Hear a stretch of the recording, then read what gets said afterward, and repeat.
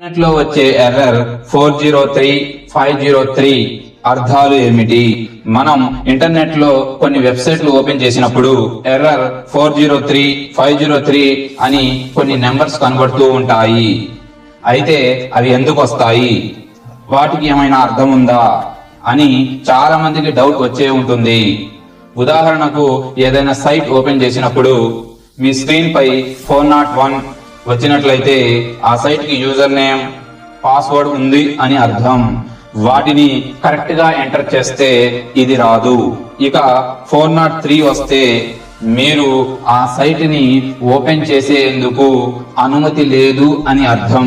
అలాగే 404 వస్తే మీరు చూస్తున్న సైటు సర్వర్ లో లేదు అని అర్థం.